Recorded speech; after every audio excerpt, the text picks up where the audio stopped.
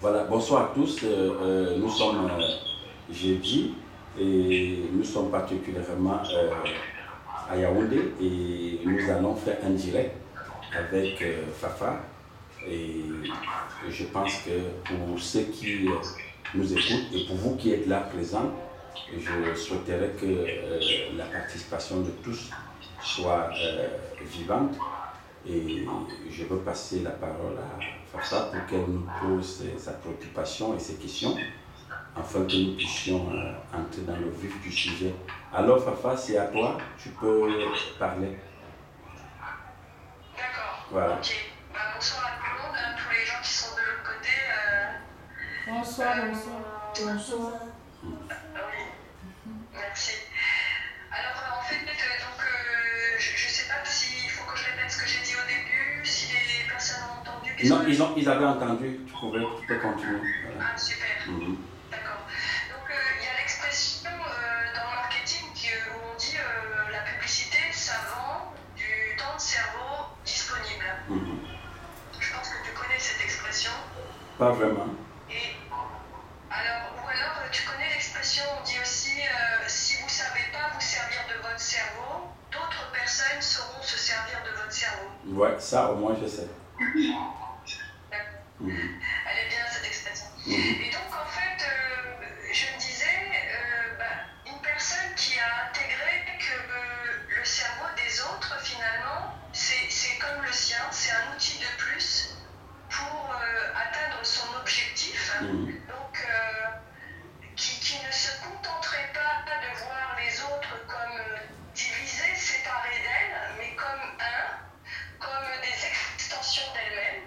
Une personne qui aurait intégré ça, c'est-à-dire que tout est un, que les cerveaux, et les bras et les corps des autres, c'est à sa disposition. Une personne qui maîtriserait l'information, elle pourrait effectivement générer, comme l'explique Aimé Bitang, un nouveau champ épigénétique, parce qu'elle aurait développé, amorcé des nouvelles croyances autour d'elle, et elle pourrait donc se servir des bras et des cerveaux à sa guise finalement. Et quelque part, c'est une personne quelqu'un qui ferait ça, qui aurait intégré en partie que tout est un. Voilà, c'était mon sujet pour ce soir.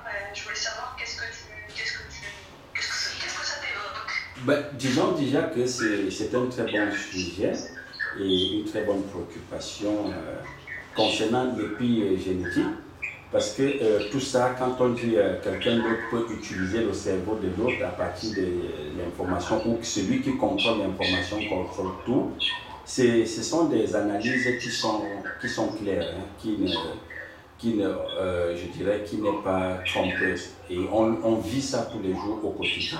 Alors, je vais expliquer ça simplement. Déjà, pour que nos auditeurs, pour qu'ils puissent comprendre même de quoi il est question, parce que quand on parle de l'épigénétique, là, vous savez, au niveau de Google, dans sa définition universelle, en fait, pour paraphraser, c'est l'environnement qui contrôle et modifie notre ADN, ou bien modifie nos gènes. Voilà. Donc, et beaucoup de gens aujourd'hui pensent qu'il n'y a pas seulement l'environnement qui peut modifier les gènes, parce qu'avant qu'on ne dise que l'environnement modifie les gènes, il y a eu au départ, on disait que les enfants, ou le caractère de chacun de nous, venait des parents, pardon. Et que génétiquement, on recevait la part que les parents nous donnaient. Voilà pourquoi notre caractère, notre comportement, notre vision ou regard dans la société était beaucoup plus conditionné par ce que les parents nous avaient donné, ou bien c'était un problème génétique. Et si quelqu'un, par exemple, était nonchalant, c'est parce qu'il a eu peut-être des parents qui sont nonchalants, ou si quelqu'un est paresseux, ou alors il est lié dans la société, comme on dit vulgairement chez nous au Cameroun, c'est parce qu'il a vécu dans un environnement où les gens étaient comme ça.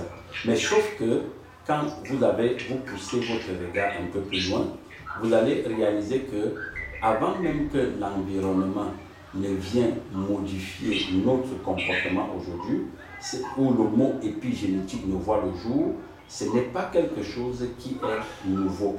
Parce qu'à chaque génération, à chaque moment, l'univers mute. Et quand l'univers mute, elle mute avec tout l'ensemble de ses composants, que tu sois conscient ou inconscient. Parce que quand je regarde ce que disent les chercheurs ou bien les scientifiques, ils vous disent bien qu'on est passé du mot génétique à épigénétique. Vous voyez, qu'on est passé du mot génétique à épigénétique. Pour montrer tout simplement qu'il y a eu quelque chose qui s'est ajouté au mot génétique. Et le mot maintenant épi les amène à dire qu'il y a une forte influence de l'environnement qui joue sur nos gènes. Mais si vous regardez très bien, ce n'est pas aujourd'hui que cela a commencé. Parce que tu sais, parfois quand je fais des enseignements, j'aime souvent me référer dans certains livres sacrés. Ça peut être le Véda, ça peut être la Bible ou le Coran. Mais si on va dans la Bible, on regarde bien, on vous dit, l'univers était d'abord une masse informe. Mais il y a eu la présence d'une autre dimension de compréhension qui va modifier tout ce qui était là autour. Donc, pourquoi? Parce que l'univers est changeant. Vous voyez, le mot univers, voilà pourquoi on parle d'univers. D'autres vont parler même de plusieurs univers. Donc quand on dit univers, elle est changeante. Cette dimension ne reste jamais stable. C'est la raison pour laquelle demain, tôt ou tard, on ne parlera même plus d'épigénétique. On va te donner une autre appellation et qui va toujours tout simplement dire ce qui était fondamental depuis le début. C'est-à-dire que l'être humain est changeant. Alors, ce qui aujourd'hui fait vraiment, qui peut amener l'être humain à modifier son regard ou son comportement au quotidien, est beaucoup lié à l'information, à ce qu'il consomme comme aliment, à ce qu'il porte comme vêtement, le milieu dans lequel il grandit ou bien il vit, le continent même dans lequel il se trouve, va jouer sur le comportement de chacun de nous. Je prends par exemple nos deux continents. Toi, tu es à l'Occident, nous sommes en Afrique, particulièrement au Cameroun. Tu vas voir qu'au Cameroun, nous pouvons être influencés par la saison sèche, par la saison de pluie, ou par la petite saison sèche, ou par la grande saison de pluie. Donc, tous ces éléments-là vont jouer sur notre comportement, vont influencer notre regard. Par contre, toi qui es en France ou en Europe, tu vas voir quand l'été arrive, on dit qu'il y a la canicule. Ça peut même aller jusqu'à amener d'autres à se suicider ou à partir de leur corps. C'est-à-dire les gens meurent parce qu'il y a le soleil. Donc tu comprends bien que l'être humain a toujours été un être qui est influençable, qui est changeant. Et pourquoi? C'est tout simplement parce que c'est une composante de l'univers. Et l'univers elle-même, elle est appelée à changer à tout moment. Je dis bien à tout moment. Et je veux revenir sur la dimension de modification des gènes. Au départ, quand tu fais certaines recherches avec dans certains documents éphorés, on vous dit, les chercheurs de vérité, ils vous disent que au départ, l'être humain avec un ADN de 13 brins. Alors aujourd'hui, l'ADN a diminué jusqu'à 2. Maintenant, quand tu vas vers les scientifiques, ils te disent que nos gènes ont été modifiés durant toutes ces dernières années par rapport à notre environnement ou alors aux informations que nous recevons. Donc ça amène les gens à changer de comportement. Mais sauf que il n'y a pas que l'information qui a pu changer notre ADN ou notre comportement. Beaucoup plus ce que nous mangeons a beaucoup joué.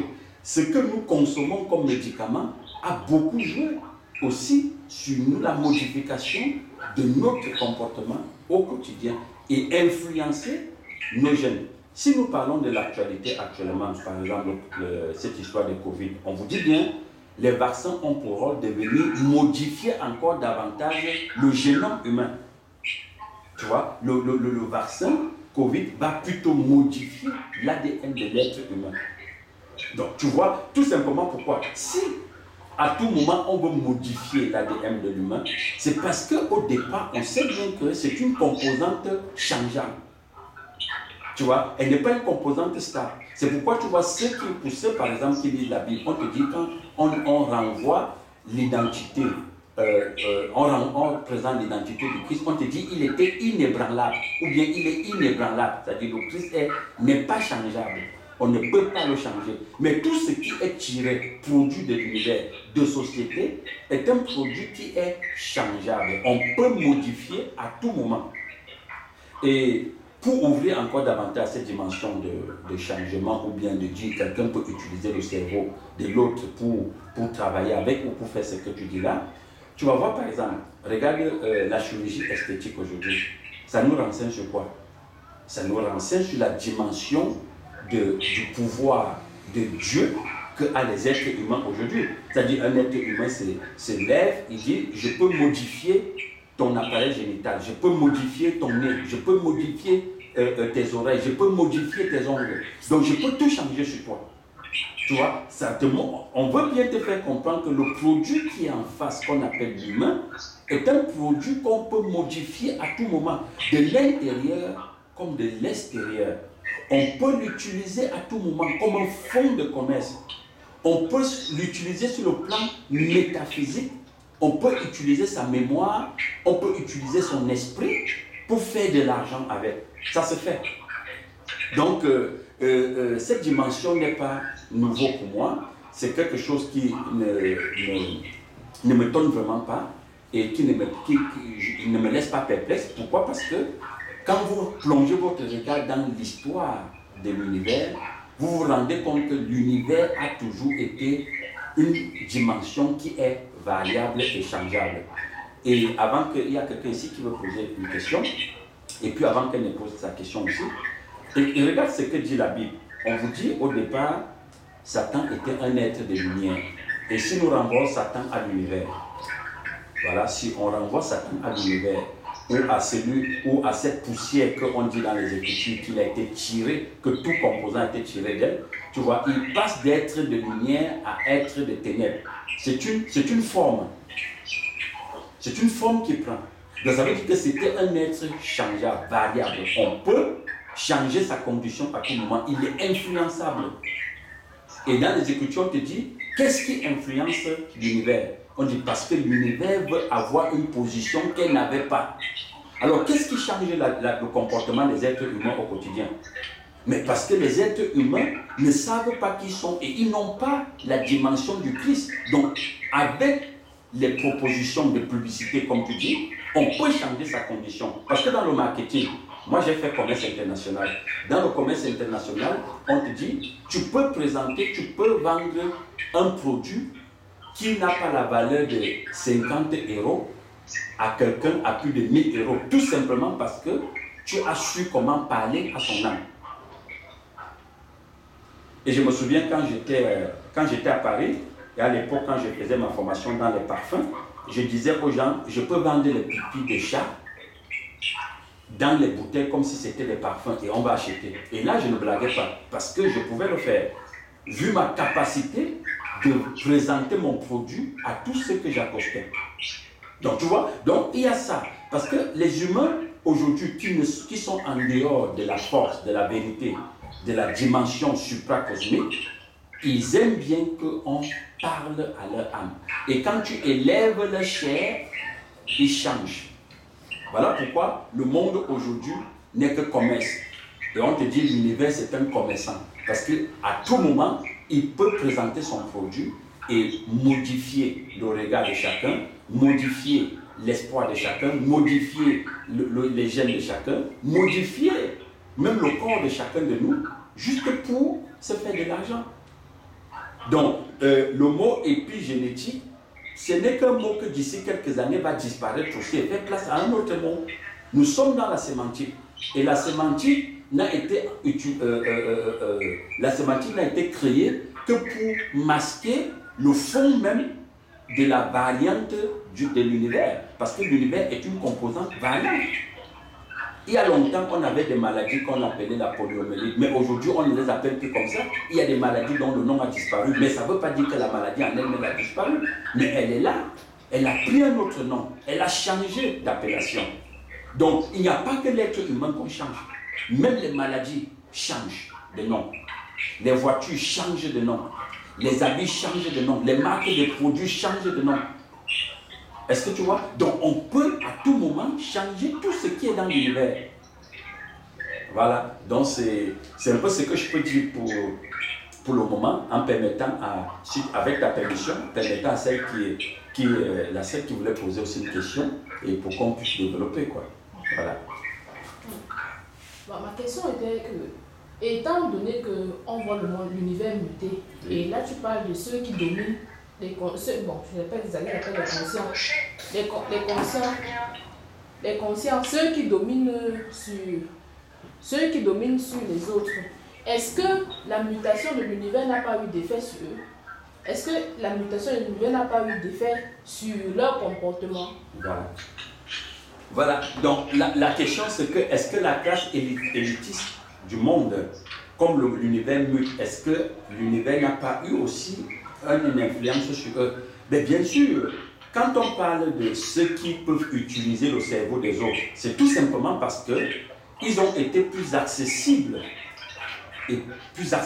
par l'univers par rapport aux autres. Donc ils ont réalisé qu'ils sont produits de l'univers et ils ne se sont pas fermés ou ils n'ont pas été rigides envers les propositions de l'univers. Voilà pourquoi quand vous lisez la Bible à la fin de l'Apocalypse, dans l'Apocalypse 17, on vous dit le dragon ou bien le serpent ancien va épouser, va faire une alliance ou va pénétrer les enfants de la terre, certains enfants de la terre, et avoir un mariage avec eux. Donc il y aura des rapports sexuels entre l'univers et les êtres humains. Pour faire quoi? Pour leur permettre justement d'utiliser le cerveau de ceux qui ne sont pas conscients. C'est de ça qu'il est question. Nous sommes dans un monde où, aussi longtemps que, au fur et à mesure que tu deviens conscient, soit de qui tu es ou des rapports que tu as avec l'univers, tu peux utiliser le cerveau de ceux qui sont dans l'abrutissement. Est-ce que vous comprenez comment ça fonctionne? Donc, c'est pourquoi on dit les plus forts mangent les plus faibles. Parce qu'en génétique, moi j'ai fait en science, on nous parlait de la chaîne alimentaire. En chaîne alimentaire, on te dit les éléments de N plus 1 mangent ceux de N et ceux de N mangent ceux de N moins 1. Donc, c'est une chaîne alimentaire. Donc, ceux qui sont moins conscients de qui ils sont sous l'emprise. Donc, on peut utiliser le cerveau pour faire du commerce. Et toujours dans le même livre d'Apocalypse, on te dit à un certain moment, ceux qui sont conscients pourront faire le commerce des corps. C'est-à-dire, on peut vendre même le corps de l'être humain en le décapitant ou justement en lui faisant croire qu'il n'est plus un être humain qui n'a que des besoins, qui n'est qu'un être humain qui n'a que des besoins. Et il passe tout son temps à courir derrière les besoins. Et il devient un consommateur. En ce moment, son cerveau est utilisé par les autres dans le commerce. Puisqu'il faut fabriquer du lait, il faut fabriquer du pain, il faut fabriquer des habits, il faut fabriquer des chaussures, il faut fabriquer des voitures, il faut tout fabriquer. Ils vont consommer. Et à partir de là aussi, on dit, bon, tiens, puisque pour les maintenir davantage dans la consommation, il faut que nous modifions les gènes à partir de ce qu'ils consomment. Est-ce que tu comprends un peu? Voilà pourquoi aujourd'hui, nous avons un univers ou un monde qui est fortement violent. Pourquoi? Parce que avec le temps, on s'est rendu compte que les enfants, en consommant trop du sucre, ça va modifier leur façon de penser. Et ça va produire de l'excitation dans le lobe cérébral. Et ça va mettre les enfants sous pression. Et on aura des enfants violents.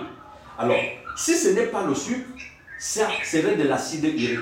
Au fur et à mesure que l'acide urique est d'une forte contenance dans le lobe cérébral, on aura affaire à un épileptique.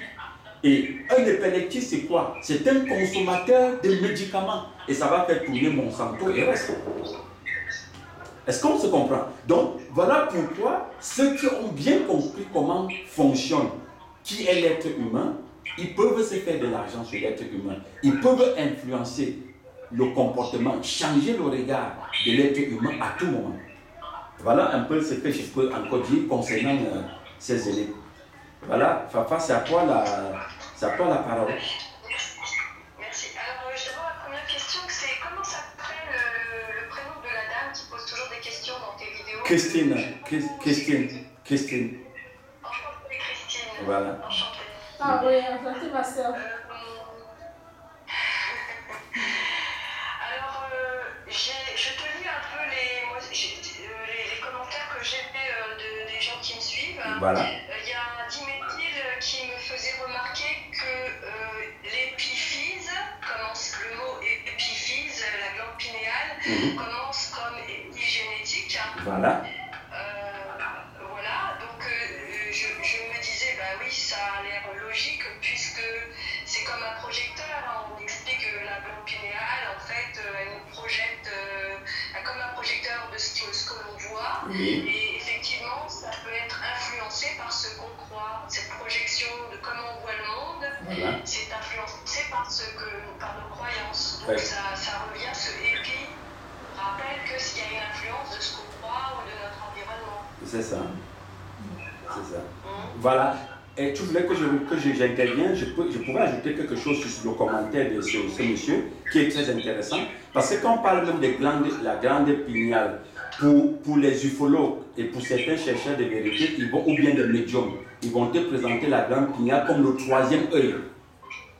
Tu vois, ils vont même te parler, ils vont te dire que c'est comme le troisième œil qui permet à ceux qui peuvent voir ce que ceux qui ont deux yeux ne peuvent pas voir. Parce que dans le monde des médiums, certains médiums, mais pas tous, certains médiums vont parler de la glande pinéale. Et cette glande pinéale, vous allez voir que eux, ceux qui disent que leur glande pinéale est ouverte, ils peuvent influencer le comportement des autres. C'est la raison pour laquelle, par exemple, si toi ou quelqu'un d'autre qui n'a pas le troisième œil ouvert, ce que j'appelle la conscience développée, si tu as un souci, si tu as une difficulté, une incompréhension dans la société, tu vas vers lui poser ton problème. Et c'est ça que la société a organisé aujourd'hui en appelant ministère de travail, ministère d'éducation, ministère de santé, ou ainsi de suite. Pour dire quoi? Quand tu as un souci pour le travail, tu vas vers le ministère du travail. Si tu as un souci d'éducation, tu vas vers l'éducation. Alors si tu as un souci pour la vie, c'est-à-dire que pour le quotidien ou pour un souci métaphysique, tu vas vers ceux qui sont développés et pour cela tu dois payer. Donc on est en train d'utiliser justement ton cerveau pour faire de l'argent. Mais sauf que pour ceux qui ont une dimension élevée venant de la supra-cosmique ou bien du créateur, je préfère dire le créateur, ils ne sont pas soumis à ces genres d'influences. Parce que les influences culturelles, par exemple, comme disait le monsieur dans son commentaire, ou bien les influences culturelles, ça ne date pas d'aujourd'hui. C'est pourquoi j'ai parlé des continents, ça ne date pas d'aujourd'hui. Tu vois, par exemple, quand nous étions à Paris, on racontait l'histoire de Nougarou, qui aura fait ci, qui aura fait ci. Et j'écoutais aussi l'histoire de Napoléon avec les Anglais. Et une histoire qui dit, bon, les Anglais et les Français ont toujours cette petite guerre froide parce qu'ils jugent que c'est les Anglais ont tué Napoléon. Voilà, tu vois, ça va modifier leur comportement. Et quand je me suis rendu à Manchester, une fois, j'étais à Manchester, et je causais avec un Anglais, un responsable, il me dit, vous venez d'où? Je dis, je viens de Paris. Et la première chose qu'il m'a dit, il a dit, oh les croissants, avec son ton anglais, il dit, oh les croissants. Donc tu vois, pour lui, dès qu'il entend Paris, il voit les croissants. Donc ça veut dire que rien que la culture française, comme la France est réputée dans la pâtisserie en Europe, la culture française dans la pâtisserie peut influencer le regard de ce monsieur. Donc tu vois, on ne peut pas, il n'y a pas que les mots, ou bien la maladie, ou bien l'information. Même ce que la société, la manière dont notre société est construite, elle s'organise tous les jours au quotidien, influence le comportement de chacun de nous. Parce que tu vois, Et je te donne encore un autre exemple. Je suis à Lille et je cause avec toujours un Anglais. Il me demande « Where are you from ?» Je lui dis « I'm from Cameroun ». Et puis il me pose la question « Mais tu es venu ici comment ?» Je lui dis « Mais pourquoi cette question ?» Il me dit « Est-ce qu'il y a les avions au Cameroun ?» Tu vois, en Afrique. Parce que pour lui, et je lui réponds « Je comprends que tu es un claustrophone qui a passé trop de temps enfermé dans ta petite chambre en Angleterre. Tu n'es pas sorti pour savoir qu'il y a les avions partout dans le monde. » Entre guillemets, on peut le dire comme ça. Voilà. Donc tu comprends bien que le simple fait qu'il est resté sur place à Lille, qu'il n'est pas sorti, son regard est tronqué. Il a un regard tronqué. Donc, s'il faut aller maintenant au niveau du développement de ces jeunes, tu vois qu'il a un jeune qui n'est pas ouvert sur le monde. Et il n'est que influencé par sa culture. Donc, il ne connaît pas la culture des autres, il ne connaît même pas le fonctionnement du monde. Donc, voilà pourquoi je dis et je répète que le mot épigénétique qui vient aujourd'hui remplacer le mot génétique, ou bien qui vient bousculer le mot génétique, tôt ou tard, il y a une autre appellation qu'on va donner à l'influence du comportement des êtres humains. Et quelqu'un me disait, un médecin hier, qu'il y a un robot qui s'est suicidé à Berlin. Un robot, il s'est suicidé. Est-ce que tu peux imaginer un robot qui se suicide parce qu'il a trop travaillé? Pourquoi? Parce que lui-même, il a été influencé par le travail. Tu vois, je te parle d'un grand médecin qui me dit, j'étais en conversation avec le médecin, il me dit, un robot s'est suicidé, Béranger, est-ce que tu peux croire ça? J'ai dit, mais si, moi je crois à tout, puisque je sais qu'on a fait, le robot est une composante de l'univers. On a modifié aussi son comportement avec trop de travail et il s'est fatigué. Donc, c'est ça. Tout est changeable. Tout ce qui est tiré de l'univers est changeable. Voilà pourquoi le Christ disait que tout ce qui est tiré de l'univers retourne à l'univers et il meurt. Tu vois, il n'a pas la vie. Parce que tous ceux qui ne sont pas changeables, ce n'est que ce qui a la vie. Et le Christ disait, si tu crois en moi, même quand tu mourras, tu vivras. Donc, tu ne peux pas changer. Donc, tu vas demeurer éternel. C'est de ça qu'il est question.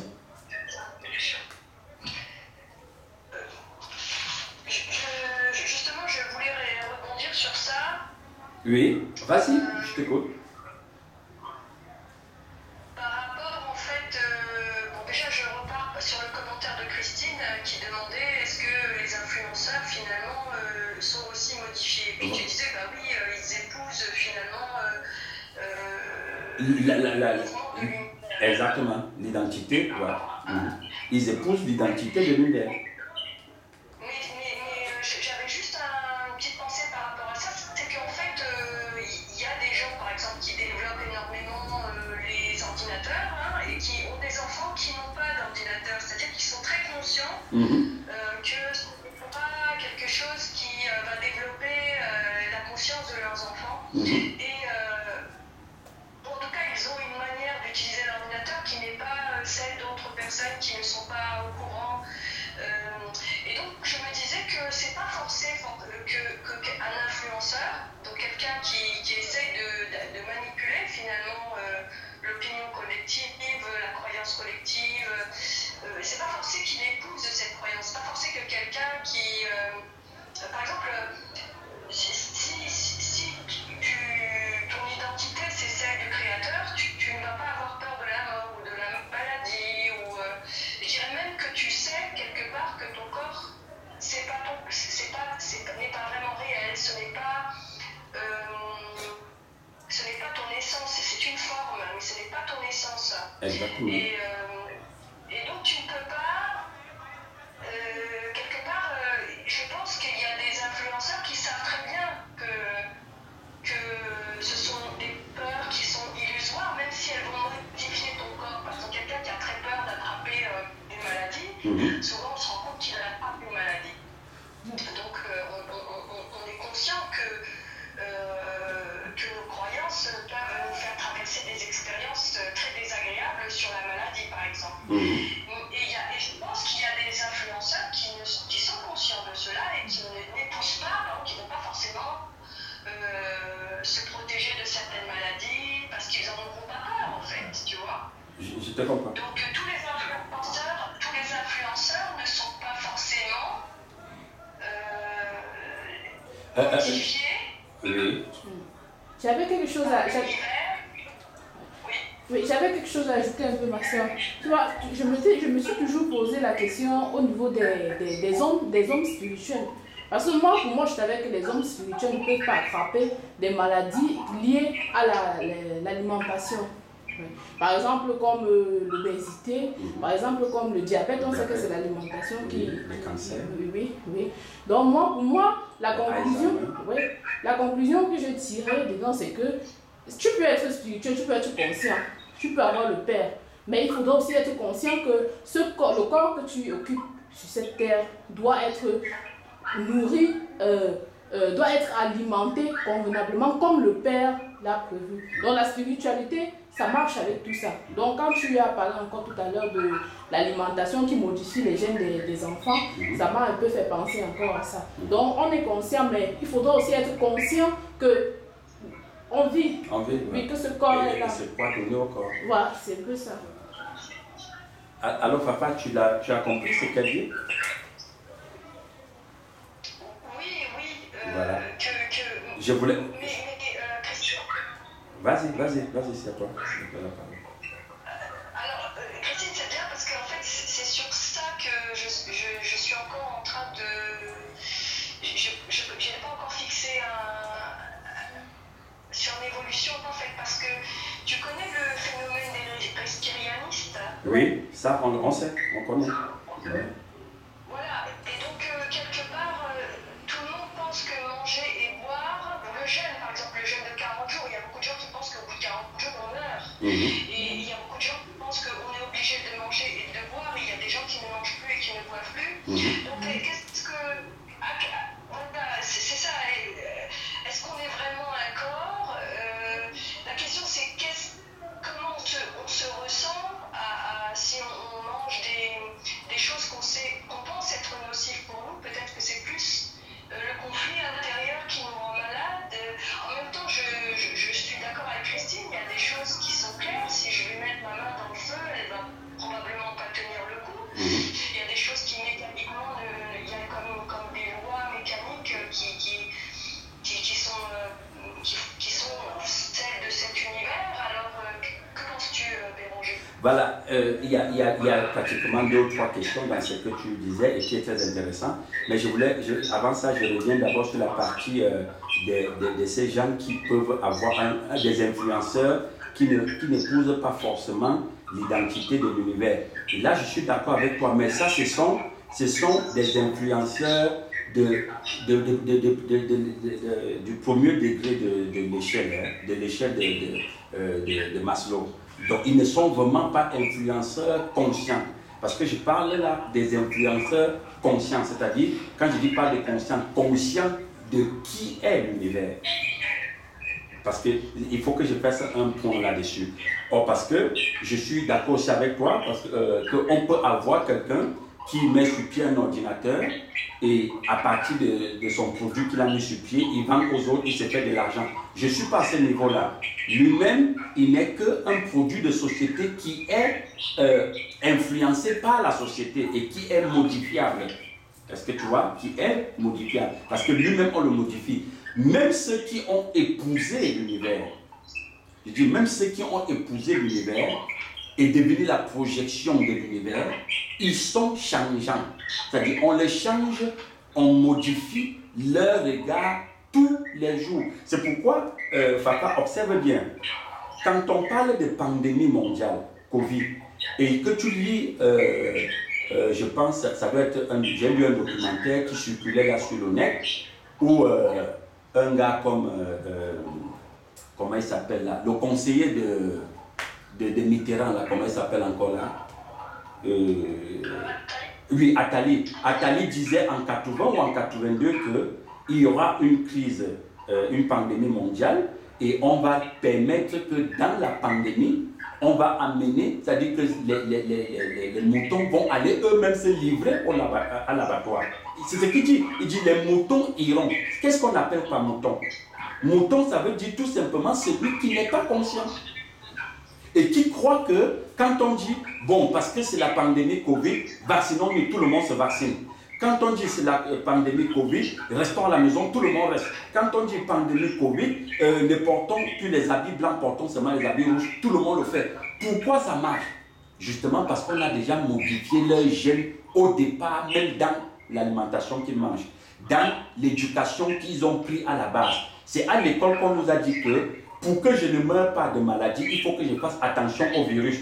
Mais sauf que le virus n'a jamais été l'ennemi de l'être humain. C'est une information qui est fausse et qui a modifié notre comportement, qui a modifié notre regard de société et qui a modifié notre compréhension de qui nous sommes. Parce que tous les jours, on nous a dressés en guerre contre les virus et les microbes. Mais pourtant, quelqu'un qui vit dans la pensée de combat, de répression ou est dans une attitude de guerre. Mais on ne devait pas être en guerre avec nous-mêmes ou avec les microbes. Mais Adali qui dit ça sait très bien que, depuis 1980, savait très bien que on a affaire à une société qu'on manipule le cerveau à tout moment comme on veut, puisqu'on a modifié les gènes depuis la base. Et comme ils sont ignorants, ne connaissant pas de quelle souche ou bien de quelle source ils sont tirés, mais on peut les modifier puisque Satan lui-même est modifiable. Ça, c'est la première chose. Maintenant, la deuxième chose, c'est à quel niveau? Au niveau des respianistes, par exemple, le mouvement des respianistes. Si tu observes bien, les respianistes, ils ont compris que ils sont pas seulement un corps, mais ils sont énergie. Alors, moi qui aujourd'hui est dans l'alimentation vivante, j'ai découvert à partir de mon corps, parce que j'aime parler des choses que moi j'ai vues, j'ai découvert à partir de mon corps que je ne mange plus, mais qu'est-ce que je fais? Je donne de l'énergie à mon être. Parce qu'avant, je pensais que j'étais un corps et que le corps avait faim. Je me suis rendu compte que l'être humain ne devait pas dire j'ai faim. L'être humain devait réaliser plutôt que son énergie a baissé, comme le carburant de la voiture baisse et on part recharger. Est-ce que tu vois? Et quand tu commences à prendre conscience à cette dimension-là, tu commences à orienter d'une manière, c'est-à-dire conscient, tes besoins alimentaires vers ce qui est énergétique, pas vers ce qui va venir d'aller le ventre. Est-ce que tu comprends ce que je dis? Donc ça fait en sorte que je me rends compte aujourd'hui que ce dont j'ai besoin, c'est de l'énergie. Alors qu'est-ce qu'un aliment énergétique? Mais un aliment énergétique, ce n'est pas du riz. Un aliment énergétique, ce n'est pas du croissant. Un aliment énergétique, ce n'est pas un yaourt. Tout ce qu'on nous a dit à l'école, là, c'est faux.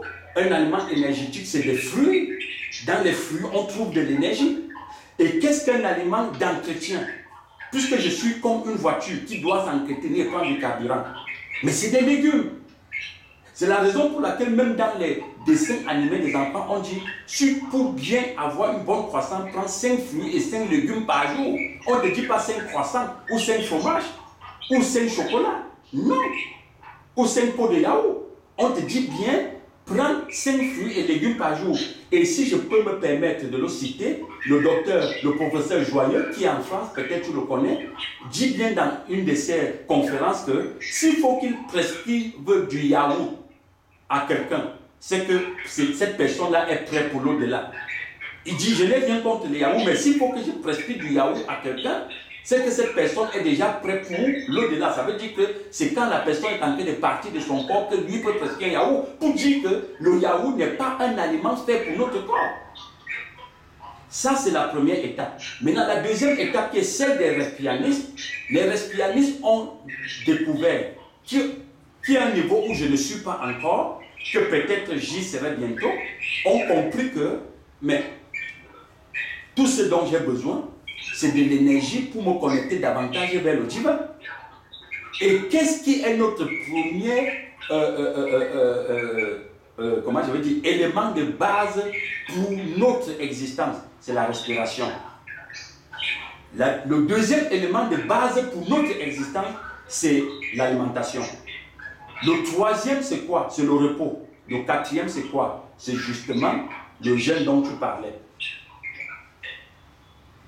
Tu vois? Donc, tu vois en sorte que, ça fait en sorte que les respianistes comprennent que, même s'ils ne mangent pas, du moment où ils respirent, ils restent en contact avec le divin. Et c'est la raison pour laquelle, si tu observes bien, le Christ disait que quoi? J'ai une nourriture à manger que vous ne pouvez pas manger. Et les disciples posaient la question, mais une femme l'aurait-il apporté à manger? Mais le Christ n'avait pas mangé en ce moment-là, mais il respirait.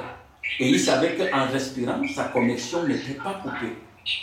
Tu vois, c'est de ça qu'il est question. Et c'est pourquoi cette dimension de respianisme que tu m'as donnée vient même justifier le fait que je suis tenté de dire, et j'insiste, que la phonétique ou la sémantique change tous les jours. Le mot épigénétique, influence de notre gène, influence de notre ADN, modification d'ADN, tout ça ne sert que des mots. Mais la vérité, c'est que ce que nous mangeons, ce que nous suivons comme nous mangeons sur le plan culinaire, sur le plan information, ce que nous, les pays dans lesquels nous vivons, nos cultures influencent tous les jours notre existence au quotidien. Si nous sommes un être, si nous restons des êtres non connectés au divin, on serait influençable et changeable. Et je sais que peut-être tu as vu ça à l'école en philosophie. On disait en philosophie que l'être humain est un être ondoyant, divers et changeable. Tu vois, pourquoi on dit ça? Donc ce n'est pas la science qui le dit aujourd'hui. Les Socrates l'ont dit. Tous ces penseurs-là l'ont dit. Pourquoi? En disant que l'homme était un être insatiable et changeable. Parce qu'il savait qu'il est tiré de l'univers. Tout ce qui est tiré de l'univers n'est pas stable. Voilà. Donc c'est un peu ça, quoi.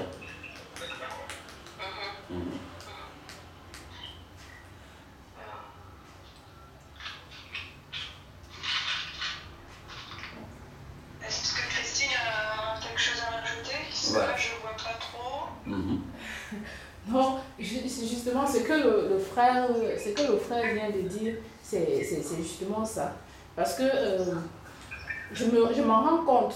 Nous avons commencé l'adhérence depuis, l'adhérence dans la connaissance du Père, mais au niveau de l'alimentation, nous n'étions pas encore fixés dans l'alimentation. Ce qu'il faut donner au corps. Ce qu'il faut donner vraiment au corps. Mais je me suis rendu compte que la spiritualité et l'alimentation fonctionnent ensemble.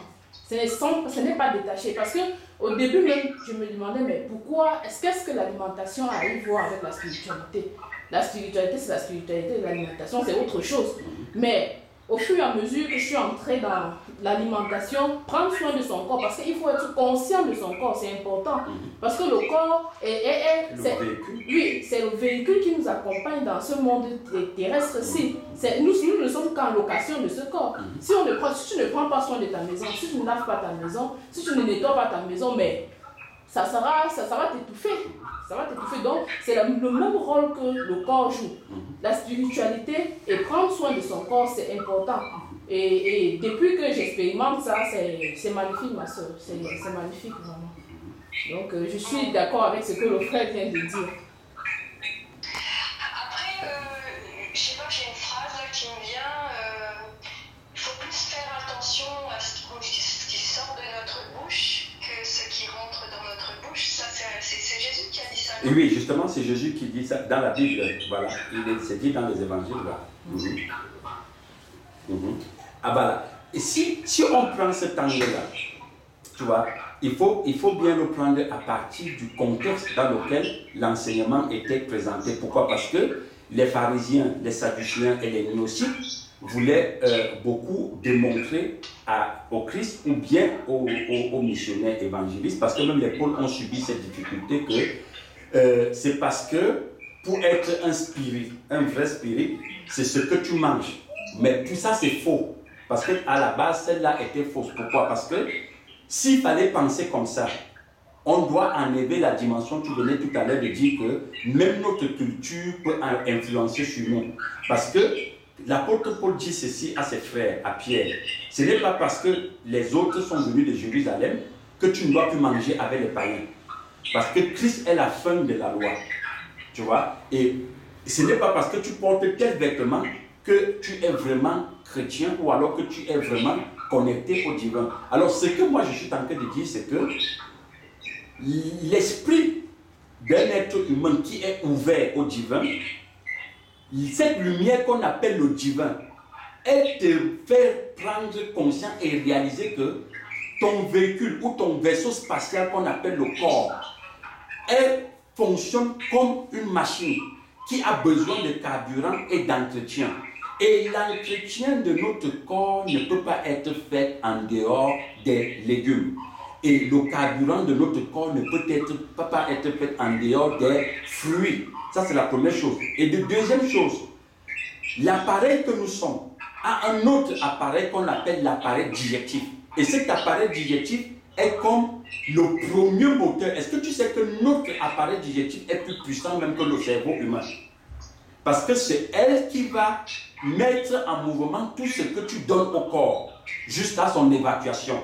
Parce que si le trou du cul n'évacue pas, même le cerveau va gripper. Parce qu'il faut qu'on comprenne très bien cette dimension. Parce que la dimension qui est plus forte dans notre corps, ce n'est pas le cerveau, c'est le trou du cul. Donc dès que le trou du cul n'évacue pas, tu ne peux pas avoir un cerveau qui va bien fonctionner. C'est la raison pour laquelle on peut parler de Alzheimer, de constipation, de dysenterie. Tu vois, on peut parler de folie, de dépression. Parce que la personne ne part pas au sel. Il ne digère pas tout ce qu'il a mis dans le corps. Ça, c'est la première chose. Et deuxième chose, ma soeur, regarde ceci. L'appareil, cet bel appareil que tu es, toi si tu es une fille, par exemple, pour les femmes ou pour les filles, vous avez trois tuyaux d'échappement. Les pots d'échappement. Vous avez trois. Vous avez les selles, vous avez les urines et vous avez la menstruation. Alors, lors de la menstruation, vous évacuez tous les déchets. Et c'est le divin qui a voulu ça comme ça. Chez le masculin, nous avons deux pots d'échappement, le sel et les urines. Maintenant, si le divin n'ouvre pas ton esprit pour que tu réalises qu'est-ce qu'il faut donner au vaisseau spatial, comme carburant ou comme entretien, mais tu vas mettre ton vaisseau spatial en difficulté.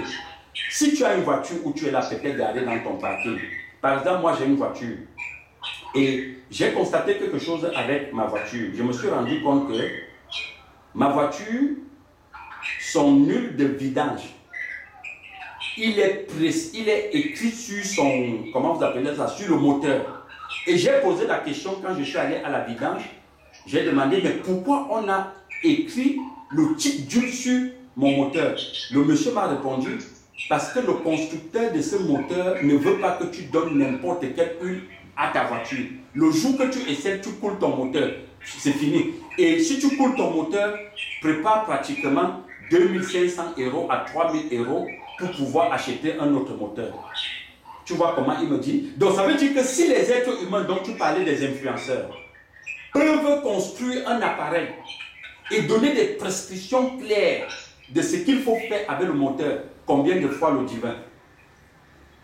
Donc le divin sait bien que l'appareil qu'on appelle l'être humain ou le corps humain est un bel appareil qui a besoin de ci ou de ça pour se développer. Et tous ceux qui sont allés à cette dimension-là, qui ont réalisé que ce qu'il faut donner comme carburant et entretien au corps, leur connexion divine, même leur guidance cosmique a changé.